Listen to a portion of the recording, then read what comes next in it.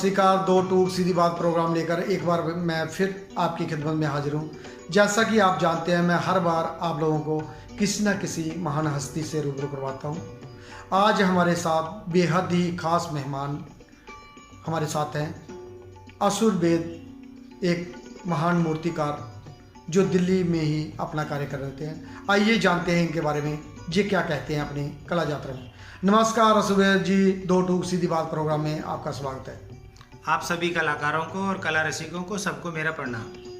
असुर वेद जी, सबसे पहले ये बताइए कि आपका जन्म कहाँ हुआ और उस वक्त आपके पारिवारिक जो माहौल था कला के प्रति वो कैसा था, और आपने किस मोड़ में आके अपनी कला को चुना।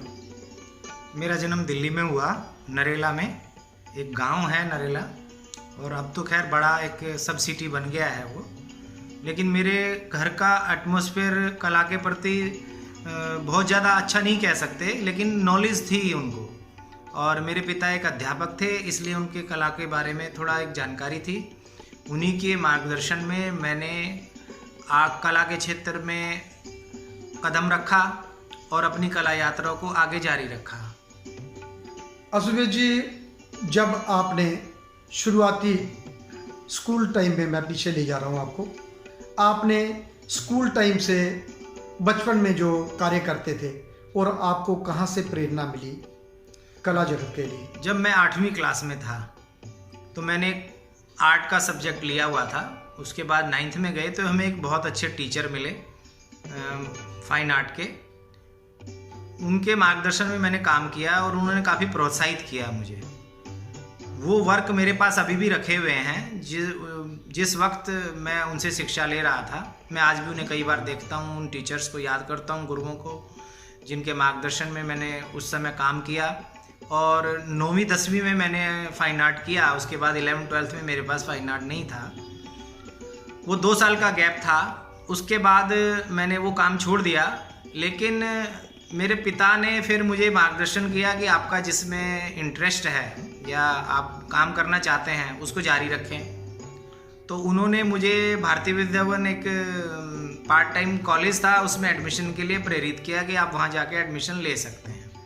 आपने भारत भवन में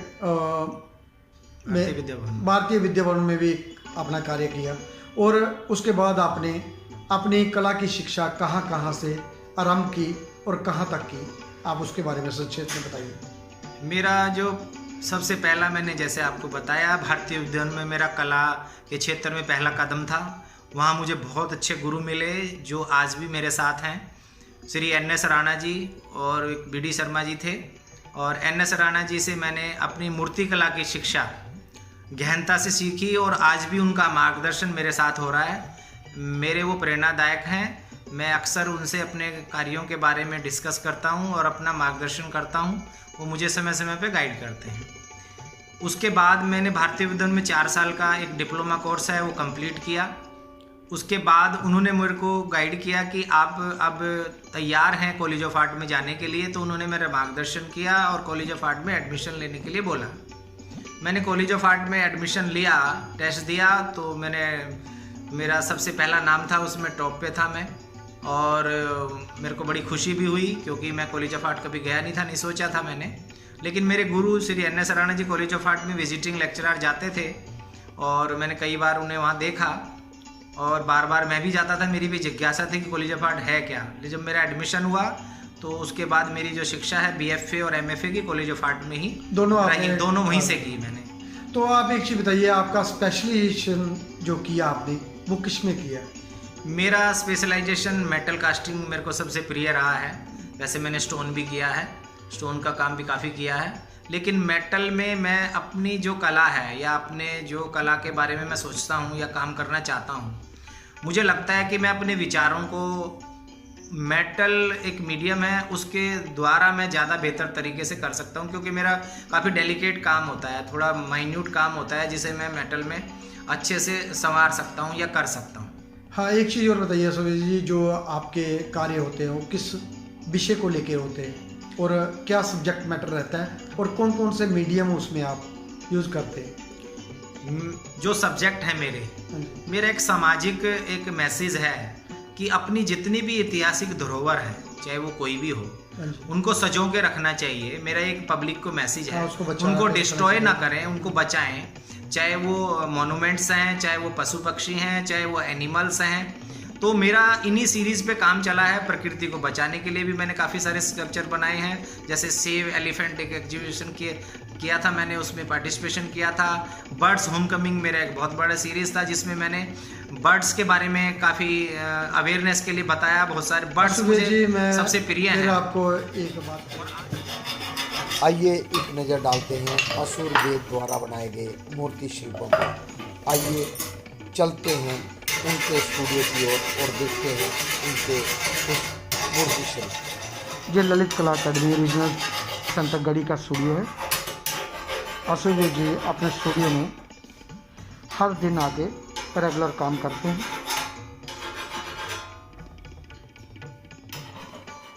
दिल्ली में पले बड़े असुरवेद जी ने दिल्ली को ही अपना कर्म भूमि चुना और आज ललित कला अकादमी रीजनल सेंटर गढ़ी स्टूडियो में अपना रेगुलर कार्य कर रहे हैं। असुरवेद जी ज़्यादातर धातु शिल्प में अपना कार्य करते हैं और अपनी प्रेरणा का स्रोत जी अपने गुरु विमान बिहारी दास जी और NS राणा जी को मानते हैं।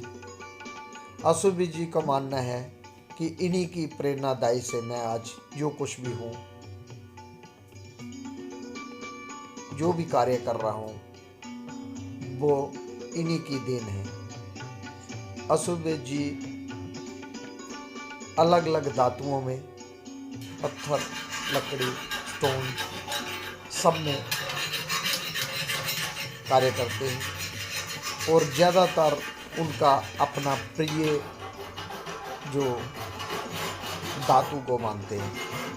धातु में उन्होंने महारत हासिल कर रखी है और उन्हीं को ज़्यादातर ये अपनी बात उन्हीं के माध्यम से कहते हैं। असुरवेद जी का मानना है कि जो समाज में बात पहुंचानी हो वो अपने मूर्ति शिल्पों द्वारा पहुंचाने का प्रयास करते हैं और लगातार अपना कार्य करते हैं। आपकी जो टेक्निक है और मीडियम है, हाँ जी, आप कौन कौन से यूज करते हैं? मेरी जो टेक्निक है वो तो मेटल के अगर माध्यम से अगर आप देखें तो उसमें मुझे लगता है कि जितना भी मैं एक्सप्लेन कर सकता हूँ अपने आप को। अब जैसे वैक्स में हम काम करते हैं पहले, फिर हम मेटल में उसको ट्रांसफ़र करते हैं। तो ये एक टेक्निक है कि पहले हम वैक्स में काम करेंगे, फिर हम उसको एक मोल्ड बना के और उसके माध्यम से हम उसे कास्टिंग करेंगे, फिनिशिंग वगैरह करेंगे, पैतीना करेंगे। ये एक टेक्निक है, एक प्रोसेस है उस चीज़ को काम करने का। और समाज को भी मेरा यही मैसेज है, ये हमारी पुरानी पद्धति है मेटल कास्टिंग। आपने बहुत सारा स्टोन में भी काम किया, वुड में भी करते हैं, जरा उसके बारे में भी थोड़ा संक्षेप में बताइए। मैंने स्टोन में बहुत सारे स्कल्पचर्स किए हैं, करीब सैकड़ों स्कल्पचर्स मैंने स्टोन में किए हैं, क्योंकि कॉलेज से मैंने कॉलेज ऑफ आर्ट से स्टोन कार्विंग स्टार्ट किया। वहाँ पे काफ़ी सारे मेरे साथी थे, जैसे सुरेश है, गणनायक है, टूटू पटनायक हैं, और कार्विंग में राजेश शर्मा है। मैंने अपने सीनियर से काफ़ी कार्विंग सीखी है। मैंने विमान दास जी मेरे गुरु रहे हैं। सभी स्टोन कार्विंग में सबसे पहले मुझे विमान दास जी ने गाइड किया और उन्होंने मुझे काम सिखाया, और मेटल कास्टिंग में भी उन्होंने उस समय गाइड किया मुझे विमान दास जी ने। तो उनका भी मार्गदर्शन मेरे साथ में काफ़ी रहा है। SS वोरा जी भी थे, रमेश बेस जी भी थे, तो रहा है। और आज बहुत अच्छा समय है ये कि आज गोरैया दिवस है। और मुझे बड़ी खुशी है कि आज के दिन मैं क्रिएटिव विजन के माध्यम से अपने विचार सबके साथ शेयर कर रहा हूँ। और मुझे बड़ी खुशी है इस बात की कि गौरैया एक हमारी शहरीकरण में ख़त्म होते हुए एक पक्षी है, छोटा सा चिड़िया है, जिसकी आवाज़ से हम उठते थे सुबह, जिसकी आवाज़ से हम उठते थे सुबह, और उसकी आवाज़ हमें बहुत ज़्यादा खुशी प्रदान करती है। तो वो कम होती जा रही है, लेकिन अब एक अवेयरनेस है सबके लिए। गौरैया दिवस पे मेरा एक मैसेज है कि ऐसे एनवायरनमेंट क्रिएट करें अपने पार्कों में, अपने घर के एनवायरनमेंट में, ताकि वो वहाँ उसके आंगन में आके खेल सके, फुदक सके, हमारे साथ एक इंटरेक्शन कर सके। असुबेद जी, अब तक आपने कौन कौन सी उपलब्धियां हासिल की, जैसे स्कॉलरशिप, फेलोशिप और कैंप, वर्कशॉपें, नेशनल इंटरनेशनल एग्जीबिशन है, जरा उसके बारे में थोड़ा संक्षेप में बताइए। मैंने अभी तक अगर देखा जाए तो करीब 500 के करीब एग्जीबिशंस में पार्टिसिपेट किया है लगभग, और वो मेरे नेशनल एग्जीबिशंस हैं, स्टेट्स लेवल एग्जीबिशंस हैं, इंटरनेशनल एग्जीबिशंस हैं। हमारा यूरोप टूर भी रहा, जिसमें मैं रविंद्र वर्मा जी को श्रेय देना चाहूँगा। वो आज इस दुनिया में नहीं है, लेकिन मैं उन्हें बार बार याद करता हूँ कि उन्होंने मुझे यूरोप ट्रिप पे मुझे घुमाया और एक ऐतिहासिक म्यूज़ियम्स जिनका हम सपना देखते हैं उनको देखने का हमें मौका मिला, और काफ़ी सारे युवा कलाकारों को वो लेके गए थे। और मैं भी एक उसका हिस्सा था। और जहाँ तक उपलब्धियों की बात है, मुझे फेलोशिप मिली है कल्चर मिनिस्ट्री की, और मुझे स्टेट लेवल अवार्ड मिले हैं आईफेक्स के, दिल्ली गवर्नमेंट के एजुकेशन डिपार्टमेंट से, और मैं टीचर हूँ एजुकेशन डिपार्टमेंट में। मैं अपने स्टूडेंट्स को भी यही एक मैसेज देता हूँ कि अपने काम को आगे जारी रखें और फ्री होके काम करें, और मैं उनको काफ़ी हेल्प करने की कोशिश करता हूँ ताकि वो इस फील्ड में आगे अपना कैरियर बना सकें। असुबेद जी, काफ़ी अरसे से आप ललित कला अकेडमी से जुड़े हुए हैं, संस्कार भारती से भी जुड़े हुए हैं, मॉडर्न आर्ट गैलरी से भी जुड़े हुए हैं, मतलब जितनी भी सरकारी संस्थाएं हैं जो कला और कलाकार को प्रमोट करते हैं। आपको क्या लगता है कि अभी रीजनल सेंटर ललित कला अकेडमी गढ़ी में भी आप काम कर रहे हैं, इसमें और क्या होना चाहिए जिससे कलाकारों को ज़्यादा बेनिफिट मिल सके? एक बड़ा अच्छा क्वेश्चन है। मेरी तो दिली तमन्ना है, क्योंकि मैं काफ़ी समय से यहाँ रीजनल सेंटर दिल्ली में काम कर रहा हूँ गढ़ी के अंदर, और काफ़ी सारी हमने चीज़ें फेस की हैं यहाँ पे। और आज की स्थिति ये है कि पहले यहाँ पे मेटल कास्टिंग भी होती थी बड़े लार्ज स्केल पे, और हमने बहुत काम किया है मेटल कास्टिंग का, और एक अच्छा एनवायरनमेंट था, काफ़ी सारे सीनियर्स लोग थे, उनके मार्गदर्शन में हमें भी गाइडेंस बीच बीच में मिलती रहती थी। आज वो माहौल थोड़ा सा कम हुआ है। मेरी सरकार से या ललित कला के अधिकारियों से यही एक मैसेज है कि हमारा वो पहले जैसा एनवायरनमेंट यहाँ बने, मेटल कास्टिंग का काम दोबारा शुरू हो, स्टोन कार्विंग की जो कर रहे हैं, स्टोन कार्विंग हमने काफ़ी की है यहाँ, ट्रकों स्टोन काटे हैं, और बहुत अच्छा एनवायरनमेंट था। लेकिन अभी नए नए जो स्टूडेंट्स आए हैं उनको वैसा एटमॉस्फेयर दे पाएँ, ये हमारी भी खुद की भी एक जिम्मेवारी है, और हम सरकार पे डाल दें, क्योंकि हम उस पीरियड से गुजर चुके हैं, लेकिन आगे वाली जनरेशन वो उसको फेस ना करे, उनको एक अच्छा हेल्दी एनवायरनमेंट दिया जाए ताकि वो फ्री होके अपना काम यहाँ पे कर सकें गढ़ी में। क्योंकि दिल्ली में केवल एक ऐसी जगह है जहाँ पे कलाकारों के लिए या मूर्तिकारों के लिए खास तौर से केवल इकलौती जगह है जहाँ पे यहाँ स्टूडियो अवेलेबल है, क्योंकि हम अपने घरों में स्टोन कार्विंग या कुछ नहीं कर सकते। तीन चीजें हम नहीं कर सकते, ना सेरामिक कर सकते, ना सेरामिक, ना मेटल कास्टिंग, ना प्रिंट मेकिंग, ये नहीं हो सकता।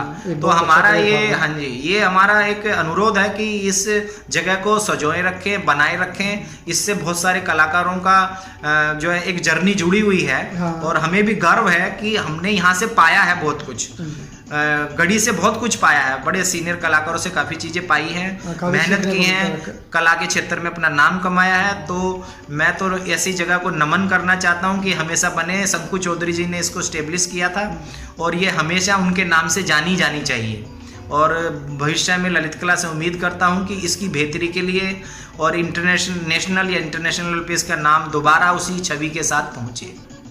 असुबेद जी, हमारे बहुत सारे जो बाहर दूर दराज देशों से, प्रदेशों से जहाँ कलाकार आते हैं, उनको जहाँ बहुत सारी कठिनाइयों का सामना करना पड़ता है।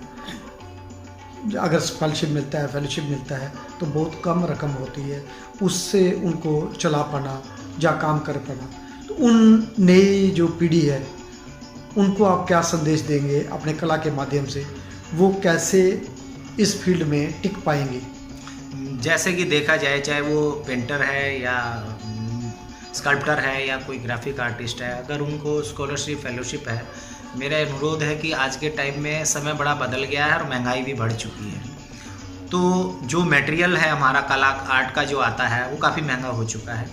तो मेरा यही निवेदन है कि उस स्कॉलरशिप की अमाउंट को थोड़ा बढ़ाना चाहिए और इन नए आने वाले कलाकारों को इस समय जैसे ही ये कदम रखते हैं कॉलेज ख़त्म करने के बाद बाहर के फील्ड में, तो इनको ये एक बैकअप चाहिए ताकि ये अपने पैरों पे खड़े हो सकें और अपनी जर्नी को कला में आगे बढ़ा सकें। तो मेरा निवेदन है कि इनको वो राशि ज़रूर बढ़नी चाहिए। मेरा ये अधिकारियों से ललित कला के या जो भी है उनसे अनुरोध है कि उसको बढ़ाया जाए, ताकि ये, क्योंकि और तो कोई बैकअप नहीं होता उस एज में, फाइनेंशियल बैकअप नहीं होता, जबकि आर्ट में बिन पैसे के तो मटेरियल नहीं आ सकता। अभी बहुत तो उसको कंप्रोमाइज़ करना पड़ता है, कंप्रोमाइज़ करना पड़ता है। लेकिन कभी आर्टिस्ट हताश तो नहीं होता है, वो फिर दूसरी चीज़ें तलाशना लग जाता है। तो उसकी मन की जो इच्छाएं है, मान लिया उसको मन करता है कि मैं स्टोन में, बहुत बड़ा स्टोन में काम करूँ या किसी और चीज़ में काम करूँ, तो वो पैसे की वहाँ पे एक चीज़ आ जाती है, तो वो दुविधा उसके मन में रहती है। तो थोड़ा पैसा बढ़ जाएगा, प्रोत्साहन मिलेगा, तो वो अपने एक फ्रीडम के साथ में आगे काम कर सकता है। असुबेद जी, एक चीज़ और बताओ, रीजनल सेंटर ललित कला अकेडमी गढ़ी में आप काफ़ी अरसे से काम कर रहे हैं, मैं भी यहीं पे काम करता हूँ। आप भली भांति जानते हैं कि जहाँ किन किन चीज़ों की कमी है उसमें सुधार होना चाहिए, लेकिन जो दूर दराज इलाके से लोग सोच के आते हैं, जो युवा पीढ़ी हमारी आती है, उसको कैसे टिक कर काम करना चाहिए और किस लेवल तक उनको आगे आने की ज़रूरत है, ताकि इस जगह को भी हम बचा पाएँ, अपने आप को भी बचा पाएँ, और कला की जो अभी स्थिति है वो मार्केट बहुत डाउन चल रही है और उसको भी हम एक साथ चला पाएँ। इसमें आपके क्या विचार हैं? मेरा यही एक निवेदन है आने वाले जो भी युवा हैं यहाँ काम करने के लिए, क्योंकि ये दिल्ली में एक ही जगह है जिसे काम करना है, वो यहाँ दौड़ के आता है और इसका सिर्फ भारत में नहीं विश्व में बहुत बड़ा नाम है। ललित कला एशिया में नंबर 1 है। एशिया में इतना बड़ा प्लेस नहीं है कहीं पे भी जहाँ पे 200-250 कलाकार एक साथ काम करते हैं, और इसकी बहुत बड़ी हिस्ट्री है। तो आने वाले कलाकार इसके प्रति उत्साहित रहते हैं कि हमें गढ़ी में एडमिशन मिल जाए। तो यहाँ एक फ्रीडम है, एडमिशन भी बड़े ठीक तरीके से जो अधिकारी हैं वो दे रहे हैं और उनको काम करने की जगह मिल रही है। तो मेरा यही निवेदन है कि वो जो भी कलाकार यहाँ आए, ललित कला की गरिमा को बनाए रखे, यहाँ की जगह को मैक्सिमम काम यहाँ पे आके वो करे। ये नहीं है कि एडमिशन ले लिया और इधर टाइम पास करके और चले गए। तो अक्सर हमने ऐसा देखा है कि अगर 50 आर्टिस्ट आए हैं तो उसमें से 15 आर्टिस्ट ही सीरियस यहाँ पे काम कर पाते हैं, 35 आर्टिस्ट नहीं कर पाते हैं। तो मेरा उन 35 से भी निवेदन है कि जो उनका समय है उसको ठीक से यूटिलाइज़ करें। अब जो उन्होंने कला को एक अपना माध्यम बनाया अपने विचारों को अभिव्यक्त करने का, उसकी गरिमा को बनाए रखें और ज़्यादा से ज़्यादा काम करें, जिससे उनका भी नाम हो और इस संस्था का भी नाम हो जहाँ वो काम कर रहे हैं। असुबेद जी, एक आखिरी सवाल, आप जो दूर दराज हमारे कलाकार भाई बैठे हैं, जो हमें इस वक्त देख रहे हैं या सुन रहे हैं, उनको क्या अपने संदेश देना चाहेंगे अपने कला के माध्यम से? मेरा तो एक ही संदेश है कि कला और कलाकार दोनों को सम्मान मिलना चाहिए। नेशनल और इंटरनेशनल लेवल पे हमें ऐसे कार्य करने चाहिए कला की बेहतरी के लिए जो हम सक्षम हैं। जैसे अगर मैं किसी कार्य के लिए सक्षम हूँ तो मुझे उसमें बढ़ चढ़ के हिस्सा भी लेना चाहिए, ताकि आगे वाली जनरेशन भी उससे कुछ सीख पाए और कर पाए। असुबेद जी, एक सवाल और, आप जॉब भी करते हैं, आप बहुत सारे क्यूरेट शो भी करते हैं, कैंप करते हैं, वर्कशॉपें करते हैं, ये कैसे मैनेज कर पाते हैं? आप सब एग्जीबिशनों में भी देखता हूँ आप जाते हैं, इन सबको कैसे आप पिरो के रखते हैं माला में? ये मैंने अपने गुरुओं से सीखा है कि अगर कोई भी आप काम करें उसको मन से करें, तो ये मेरा कला के प्रति समर्पण है। मेरी हमेशा कोशिश रहती है कि समाज में जो भी कला की गतिविधियां हैं उसमें हमें बढ़ चढ़ के हिस्सा लेना चाहिए, एक दूसरे को जानना चाहिए, क्योंकि अपने स्टूडियो में तो सभी काम करते हैं, लेकिन हम जब तक किसी की एग्जीबिशन नहीं देखेंगे या कहीं वर्कशॉप में मौका नहीं मिलेगा तो हम अपने विचारों का आदान प्रदान नहीं कर पाएंगे। तो मेरा एक ही सबसे निवेदन है कि अपने कार्यों के साथ साथ आप इन सभी गतिविधियों में भी आप पार्टिसिपेट कीजिए, तभी आप इस फील्ड में स्टेब्लिश हो सकते हैं और अपने आप को देख पाएंगे कि हम किस लेवल पे खड़े हुए हैं और हमें अपनी कमियों को कहाँ कहाँ सुधारना है। तो हम अक्सर चर्चा करते हैं, एग्जीबिशनों में भी, कैंप में भी अपने काम को भी दिखाते हैं। वहाँ जब हम साथ रहते हैं तो हमें एक दूसरे के बारे में बहुत सारी चीज़ें पता चलती हैं। तो वो हम एक्सचेंज करते हैं एक दूसरे से, तो हमें बहुत कुछ सीखने को मिलता है। तो मेरा यही है कि आप एग्जीबिशन में भी चले जाएं, वहाँ पे भी जो लोग सीनियर आर्टिस्ट हैं, जैसे जो दीवार होती है गैलरी की, वो कभी भी जूनियर सीनियर के लिए कोई मतभेद नहीं करती है, कोई वो नहीं करती है। दीवार पे लगी हुई चाहे हुसैन की पेंटिंग हो चाहे मेरी हो, वो बराबर ही रहेगी। वॉल कभी छोटा बड़ा नहीं करती है। तो मेरा यही है, जो सीनियर आर्टिस्टों से हम मिलते हैं, अपने कार्यों के बारे में सामने चर्चा करते हैं, उससे हमारा बड़ा मार्गदर्शन होता है। तो आगे वाली जनरेशन से भी यही निवेदन है कि अपने कार्यों के साथ साथ इन सब चीज़ों में भी बढ़ चढ़ के आप हिस्सा लीजिए। धन्यवाद असुबेद जी, आप हमारे मंच में 2 टूक सीधी बात प्रोग्राम में आए, आपके बारे में जाना, आपकी कला के बारे में जाना, और हमारे जो दर्शक देख रहे हैं या सुन रहे हैं उनको बहुत सारी ज्ञानवर्धक बातें भी आपने बताई। धन्यवाद। सबको नमस्कार। धन्यवाद दोस्तों, अगली बार मैं फिर मिलूंगा किसी नई हस्ती के साथ किसी नई जगह पे। तब तक देवीदास खत्री को दे इजाजत। वंदे मातरम, भारत माता की जय।